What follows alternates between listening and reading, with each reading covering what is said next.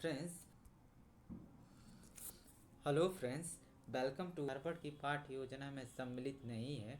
तो ध्यान रखिए फ्रेंड, ये मैंने बताया था व्यवस्थापन जो है आपका हार्वर्ड की पाठ्य योजना में सम्मिलित नहीं है। राइट आंसर डी होगा इसका। क्वेश्चन नंबर 2 है, कौन सा कथन सत्य है?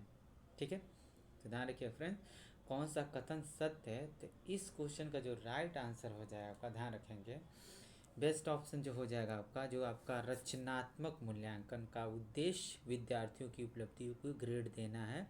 उसके बाद आपका रचनात्मक मूल्यांकन सी आज का राइट आंसर हो जाएगा, रचनात्मक मूल्यांकन। क्वेश्चन नंबर 3 है, विज्ञान शिक्षण में सबसे प्रभावशाली शिक्षण सामग्री है। ठीक है, ठीक है, तो ध्यान रखेंगे, प्रत्यक्ष जो अनुभव होता है विज्ञान शिक्षण में सबसे प्रभावी शिक्षण सामग्री है। नेक्स्ट क्वेश्चन है 4, स्वनिर्मित उपकरण होने चाहिए। तो ध्यान रखिएगा, इस क्वेश्चन का राइट आंसर सी होगा, समाज के लिए उपयोगी हो।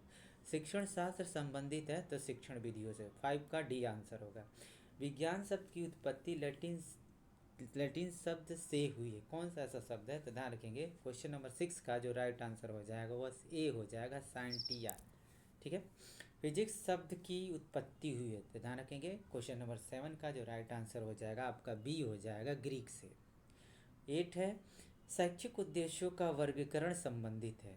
ठीक है, ध्यान रखेंगे, इस क्वेश्चन का जो राइट आंसर हो जाएगा डी हो जाएगा, उपयुक्त सभी, क्योंकि संज्ञानात्मक भी होता है, भावात्मक वनज्ञात्मक, इसलिए डी इसका। पाठ्य योजना की पंचपदरी प्रणाली प्रारंभ की किसने की थी? तो ध्यान रखिएगा, हार्वर्ड ने की थी। ए राइट आंसर होगा क्वेश्चन नंबर 9 का। क्वेश्चन नंबर आपका 10 है, शिक्षण के कितने चरण होते हैं? तो ध्यान रखेंगे, शिक्षण के 3 चरण होते हैं। ठीक है, शिक्षक केंद्रित होता है, शिक्षक केंद्रित विधि है, क्या है आपका? तो ध्यान रखेंगे, व्याख्यान विधि शिक्षक केंद्रित होता है। शिक्षण कौशल से तात्पर्य है। तो ध्यान रखेंगे, क्वेश्चन नंबर 12 का जो राइट आंसर हो जाएगा ए हो जाएगा, व्यवहार पद्धतियों का समूह हो जाएगा। क्वेश्चन नंबर 13 है, निम्नलिखित में से कौन सा मूल्यांकन की तकनीक है? तो ध्यान रखेंगे, तीनों जो होगा आपका मूल्यांकन की तकनीक है, तो डी राइट आंसर हो जाएगा क्वेश्चन नंबर 30 का।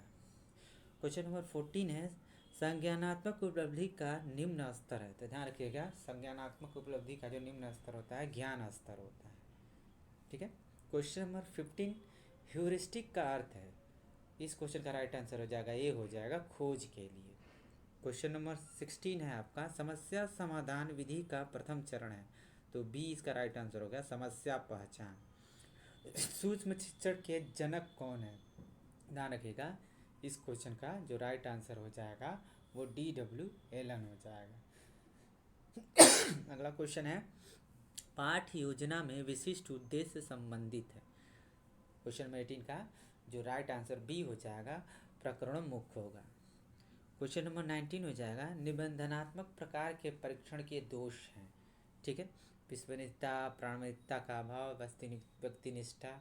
डी जो होगा आपका, इसका राइट आंसर हो जाएगा उपरोक्त सभी। क्वेश्चन नंबर 19 का, रेडियम के खोजकर्ता कौन है? तो ध्यान रखेंगे, 20 क्वेश्चन का जो राइट आंसर हो जाएगा वो आपका हो जाएगा ए हो जाएगा।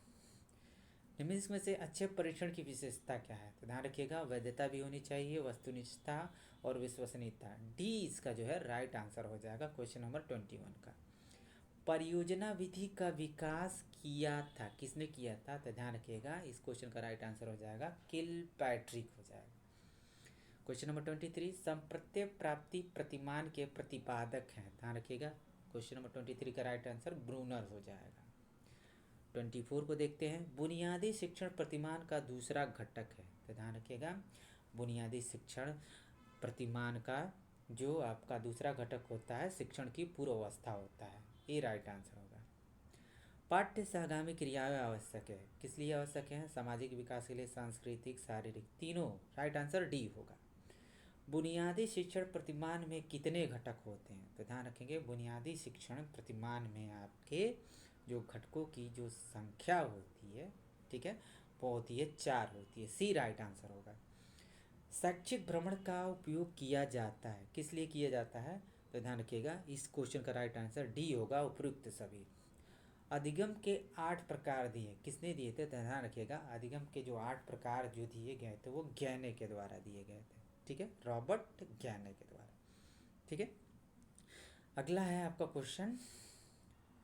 क्वेश्चन नंबर आपका 29। निम्नलिखित में से कौन सी विधि कर के सीखने पर आधारित है? तो ध्यान रखिएगा, करके सीखने पे जो आधारित विधि है वो हमारा प्रदर्शन विधि है। वैज्ञानिक दृष्टिकोण वाला व्यक्ति होता है, तो ध्यान रखेंगे वैज्ञानिक दृष्टिकोण वाला, डी राइट आंसर होगा, उपयुक्त सभी होएगा क्वेश्चन नंबर 30 का। ठीक है, नेक्स्ट क्वेश्चन देखते हैं। विद्यालय में पाठ्य सहगामी क्रियाएं क्यों आयोजित की जाती हैं? ठीक है, तो पाठ्य सहगामी क्रियाओं का आयोजन करने का बच्चे का सर्वांगीण विकास होगा, बी होगा राइट आंसर। वैज्ञानिक विधि का प्रथम चरण है, तो ध्यान रखेंगे अवलोकन करना, बी राइट आंसर होगा 32 का। नेक्स्ट क्वेश्चन, वर्नियर कैलिपर्स नामक पाठ पढ़ाने हेतु आप किस विधि का प्रयोग करेंगे? तो ध्यान रखेंगे प्रदर्शन विधि का। नेक्स्ट क्वेश्चन, निम्नलिखित में से कौन भौतिक विज्ञान प्रयोगशाला से संबंधित नहीं? तो ध्यान रखिएगा एक्वेरियम जो होता है वह भौतिक विज्ञान की प्रयोगशाला से संबंधित नहीं होता है। 35, कौन सा एक संज्ञानात्मक डोमेन का हिस्सा नहीं है? तो ग्रहण करना नहीं है। 36, विज्ञान में रचनात्मक मूल्यांकन क्यों महत्वपूर्ण है? तो ध्यान रखेंगे सी राइट आंसर होगा, निदानात्मक होता है। 37, दृश्य शिक्षण सामग्री है, कौन सा है आपका? तो ये डी राइट आंसर होगा, उपयुक्त सभी, क्वेश्चन नंबर 37 का। खोज विधि के प्रतिपादक कौन थे? तो ध्यान रखिएगा खोज विधि के जो प्रतिपादक आपके किलपैट्रिक। नेक्स्ट क्वेश्चन नंबर 39, सूक्ष्म शिक्षण में सूक्ष्म घटक कौन से होते हैं? तो ध्यान रखिएगा इस क्वेश्चन का जो राइट आंसर हो जाएगा सूक्ष्म घटक समय, छात्र, कौशल होगा। क्वेश्चन नंबर 40, पाठ्य योजना बनाने में प्रथम सोपान क्या है? तो ध्यान रखिएगा पाठ्य योजना बनाने में जो प्रथम समाध वो होता है आपका वो उद्देश्यों का निर्धारण, बी राइट आंसर होगा।